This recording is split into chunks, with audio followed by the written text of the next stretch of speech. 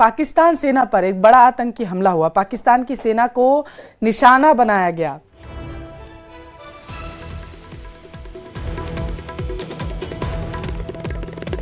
छब्बीस लोग घायल हुए हैं। बड़ी खबर निकलकर सामने आ रही है। पाकिस्तानी सेना पर बड़ा आतंकी हमला हुआ है। इस वक्त की ये बड़ी खबर है। आपकी जानकारी के लिए आपको बताते चले कि 12 लोगों की मौत हुई है। ये पुष्टि हो चुकी है। तस्वीरें आपके टेलीविजन स्क्रीन पर है, जहां पर पाकिस्तानी सेना पर एक बड़ा आतंकी हमला देखने को मिला है। हालांकि अभी तक किसी भी संगठन ने इस आतंकी हमले की जिम्मेदारी नहीं ली है, लेकिन आत्मघाती हमले में 26 लोग घायल भी हुए हैं। तो पाकिस्तानी सेना पर यह बड़ा आतंकी हमला देखने को मिला है, जहां पर बताया जा रहा है कि 12 लोगों ने अपनी जान गंवाई है, जबकि 26 से ज्यादा लोग घायल हैं।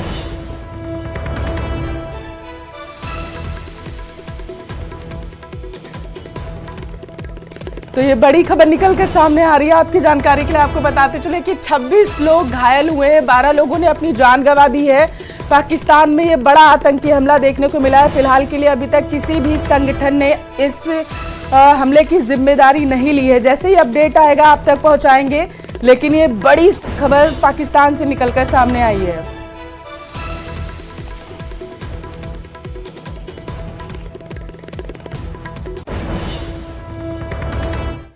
इंटरनेशनल स्पेस सेंटर में फंसी सुनीता विलियम्स पर सस्पेंस खत्म होता अब दिखाई दे रहा है।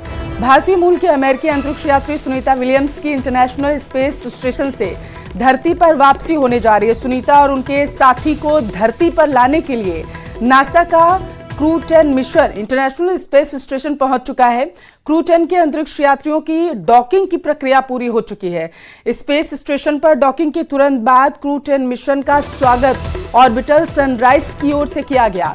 क्रू 10 मिशन में 4 अंतरिक्ष यात्री भेजे गए हैं, जिसमें अमेरिका के 2 और जापान के 2 यात्री शामिल हैं। सुनीता विलियम्स अपने एक साथी के साथ पिछले 9 महीने से अंतरिक्ष में फंसी हुई हैं। क्रू 10 के सदस्य क्रू 9 के सदस्यों को अंतरिक्ष में रिप्लेस करेंगे, ऐसी जानकारी निकलकर सामने आ पा रही है। तो ये बड़ी खबर आपके टेलीविजन स्क्रीन पर सुनीता विलियम्स के वापस आने की प्रक्रिया को आगे बढ़ा दिया गया है। बताया जा रहा है क्रू 10 की टीम सुनीता का हालचाल जानने के लिए पहुंची हुई है। बड़ी खबर है। क्रू 10 के सदस्य क्रू 9 के सदस्यों को रिप्लेस करते हुए नजर आएंगे। Showing displays that show some of the trajectory that is necessary to converge with the docking axis. This is waypoint 1. Now when you see those displays, you'll see the trajectory curve out.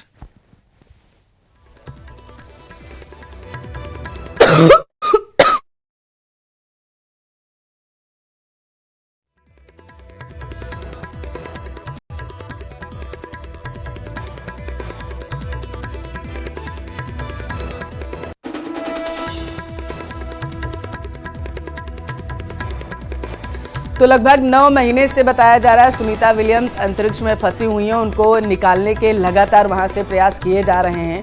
3 तस्वीरें खास आपके television screen पर लगातार जो सामने आई उनको दिखा रहे हैं। लोग इंतजार कर रहे थे कि आखिर सुनीता विलियम्स की वापसी कब होगी, घर वापसी कब होगी, लेकिन अब इसका रास्ता लगभग खुलता हुआ नजर आ रहा है। सुनीता से क्रू 10 के मेंबर्स जो है मिले हैं, ऐसी जानकारी निकल रही है। बताया जा रहा है कि तकनीकी गड़बड़ी के कारण वहां पर अभी तक सुनीता फंसी हुई थी। 9 महीने से अंतरिक्ष में सुनीता विलियम्स फंसी हुई हैं और उनको वापस लाने की तैयारी लगातार की जा रही है। पहले भी एक मिशन जो है उसे तैयार किया गया था ताकि सुनीता की घर वापसी जल्दी हो सके, लेकिन कामयाबी नहीं मिल पाई थी और एक बार फिर से प्रयास लगातार किए जा रहे हैं।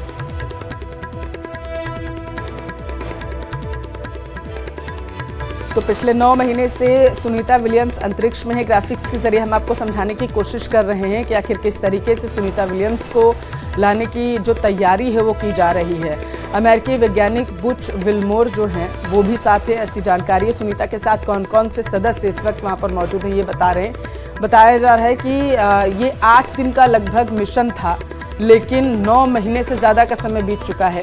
और इसके बाद जो तस्वीरें सुनीता विलियम्स की सामने है उसको देखकर जो है सबकी दिल की जो धड़कन है वो तेज़ हो गई थी, क्योंकि उसमें वो बहुत ही दुबली पतली नज़र आ रही थी। लोग उनकी सेहत को लेकर के भी चिंता व्यक्त कर रहे थे पिछले 9 महीने से, क्योंकि वो फंसी हुई हैं। लेकिन अब बताया जा रहा है क्रू 10 के सदस्य क्रू 9 को रिप्लेस करेंगे और कुछ इस तरीके से अंतरिक्ष से वापसी जो है वो सुनीता विलियम्स की हो पाएगी। तो इंतज़ार ख़त्म होने वाला है। अंतरिक्ष में नासा का मिशन इम्पॉसिबल जो है वो कामयाब होने की कगार पर पहुंचने वाला है। सुनीता विलियम्स 9 महीने के बाद धरती पर वापसी करेंगी। कोटपुतली के बनेठी में आयोजित डूडू मेले ने परंपरा, खेलकूद और सामाजिक एकता का संदेश दिया। इस वार्षिक मेले में गुरुग्राम, दिल्ली, पंजाब, हरियाणा सहित देश भर से आए पहलवानों ने कुश्ती दंगल में अपना दमखम दिखाया है, जोर आजमाइश की। इस मेले में आयोजित विशाल कुश्ती दंगल का दृश्य रोमांचक रहा और तरह तरह की विभिन्न स्टॉलों ने ग्रामीणों को आकर्षित भी किया। लोगों ने हस्तशिल्प, खाने पीने की वस्तुओं और पारंपरिक सामानों की खरीदारी की। इस अवसर पर श्याम मंदिर और हरिहर बाबा मंदिर को विशेष रूप से सजाया गया, जहां श्रद्धालुओं ने पूजा अर्चना की है। धौलपुर जिले के राजाखेड़ा उपखंड के नादोली गांव में कुश्ती दंगल का आयोजन किया गया। इस दंगल में स्थानीय पहलवानों के अलावा सीमावर्ती राज्यों से भी पहलवानों ने हिस्सा लिया। शुरुआत में कुश्ती छोटे इनामों से हुई, लेकिन धीरे धीरे इनाम की राशि बढ़ती चली गई। दंगल का मुख्य आकर्षण महिला पहलवान दामिनी अकोला रही है, जिन्होंने पुरुष पहलवान सत्येंद्र इरादत नगर को पटखनी देकर 2100 रुपए का इनाम जीता। इसके बाद उन्होंने हिमाचल की महिला पहलवान बंटी को हराकर लगभग 5100 रुपए की इनाम राशि अपने नाम दर्ज की। फाइनल मुकाबला राजाखेड़ा के भूरा पहलवान और हरियाणा के हनुमान पहलवान के बीच हुआ, जो बराबरी पर छूटा।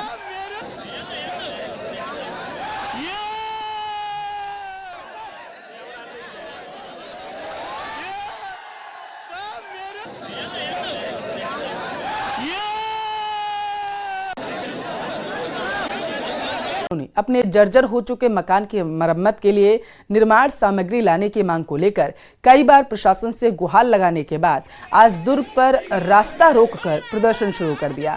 दुर्ग विश्वविद्यालय पर्यटन स्थल होने के साथ ही राजतंत्र के समय से ही हजारों लोगों की निवास स्थली भी रहा है।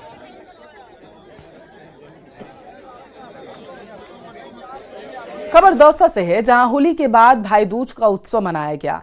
यह पर्व भाई बहन के पवित्र प्रेम का प्रतीक है। इस दिन बहनें अपने भाइयों को तिलक करती हैं और उनकी दीर्घायु की कामना करती हैं।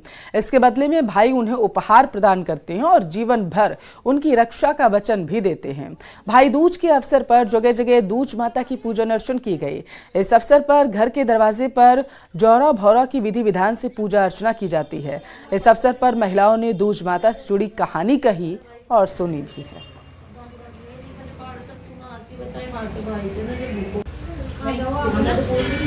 हमने दोस्त तो पूछ लिया बात के प्रति प्यार और भाई के लंबी उम्र के लिए बनाया जाता है, ताकि हम मतलब पूजा करते हैं ताकि हमारे भाई की लंबी उम्र हो।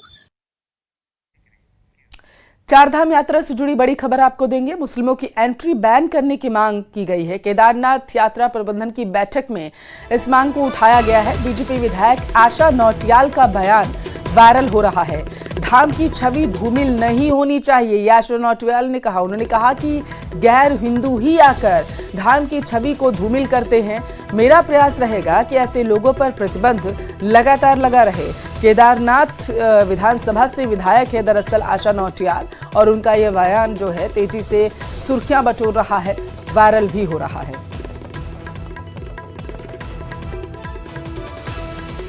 आस्था के साथ महीनों लगा करके वहाँ पर दर्शन के लिए आते हैं, बाबा के दर्शन के लिए, और जिस भाव से वो वहाँ पर आते हैं उसी भाव से वो दर्शन करके जाएं। ऐसा मेरा मन है। और इसी तरह से जिस तरह से उस धाम की छवि है वो छवि किसी तरह से धूमिल न हो और लोगों के मन के अंदर जो आस्था रहती है वही आस्था वापस जाए वो उसी आस्था को लेके।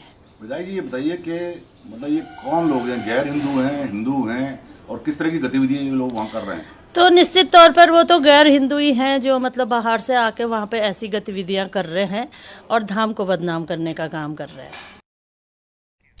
चारधाम यात्रा से जुड़ी बड़ी खबर आपको देंगे। मुस्लिमों की एंट्री बैन करने की मांग की गई है। केदारनाथ यात्रा प्रबंधन की बैठक में इस मांग को उठाया गया है। बीजेपी विधायक आशा नौटियाल का बयान वायरल हो रहा है।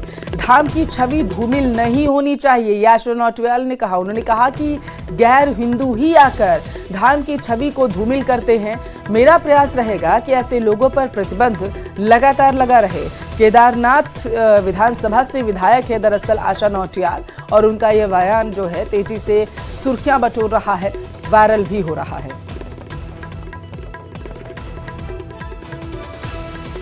आस्था के साथ महीनों लगा करके वहाँ पर दर्शन के लिए आते हैं, बाबा के दर्शन के लिए, और जिस भाव से वो वहाँ पर आते हैं उसी भाव से वो दर्शन करके जाएं।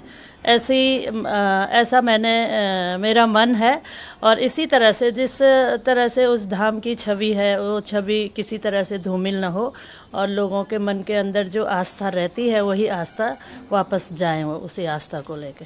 विधायक जी, ये बताइए कि मतलब ये कौन लोग हैं, गैर हिंदू हैं और किस तरह की गतिविधियां ये लोग वहाँ कर रहे हैं? तो निश्चित तौर पर वो तो गैर हिंदू ही हैं, जो मतलब बाहर से आके वहाँ पे ऐसी गतिविधियां कर रहे हैं और धाम को बदनाम करने का काम कर रहे हैं।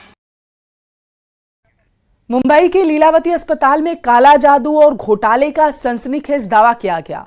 मौजूदा ट्रस्टियों ने पूर्व ट्रस्टियों पर गंभीर आरोप लगाया। अस्पताल में खुदाई के दौरान इंसान की खोपड़ी और हड्डियों से भरे 8 कलश मिलने का दावा किया गया। हालांकि पूर्व ट्रस्टी ने इन आरोपों को निराधार बताया है।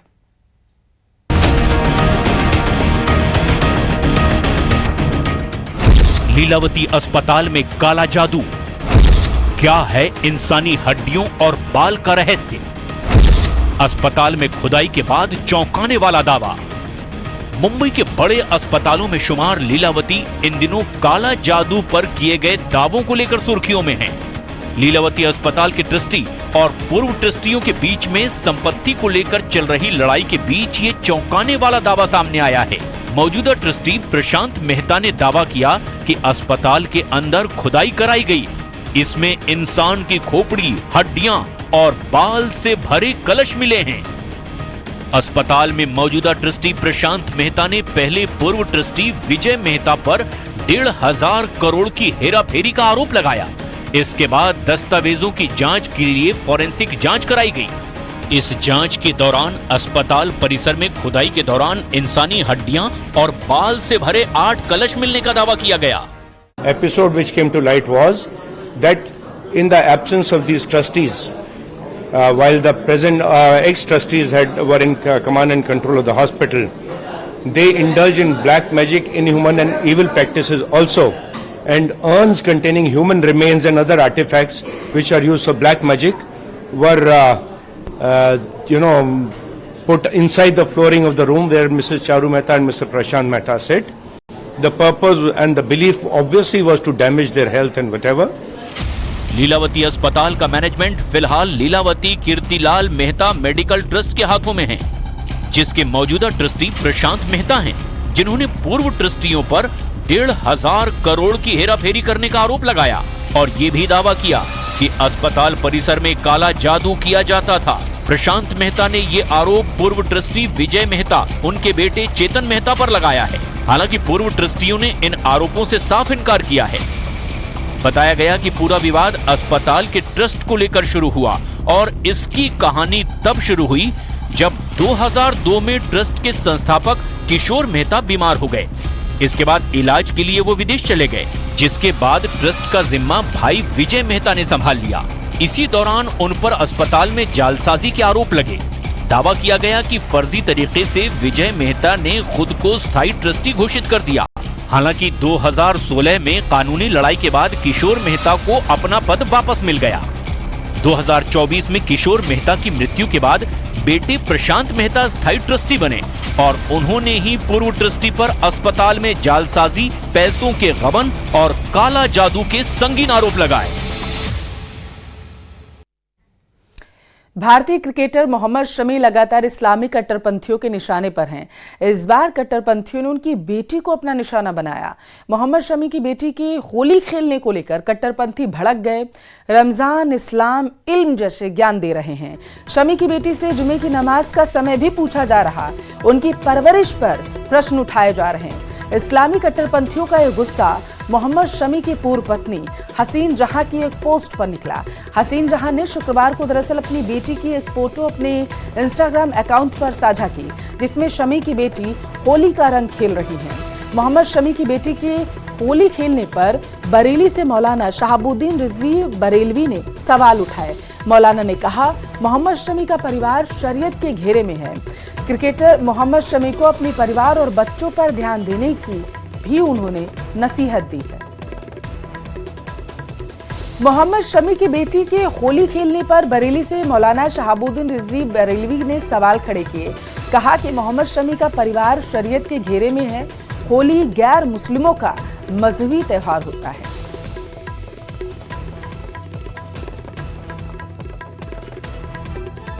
जैसा कि मुझे जानकारी मिली है कि मोहम्मद शमी साहब क्रिकेटर की बेटी होली खेल रही है, तो मैं मसले शरई आपको बताता हूं कि इसमें दो कंडीशंस हैं।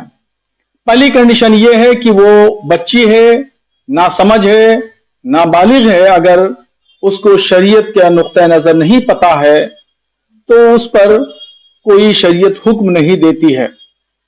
और अगर बालिग है और वो जानती है शरीयत के मिजाज को, शरीयत के हुक्म को, कि गैर मुस्लिमों के मजहबी शियार को मुसलमान अगर कोई अपनाता है तो फिर ये नाजायज काम होगा, नाजायज फेल होगा।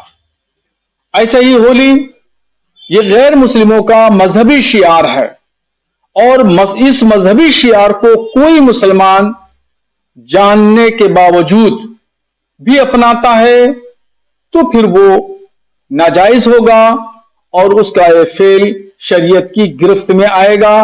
ये गुनाह का काम है।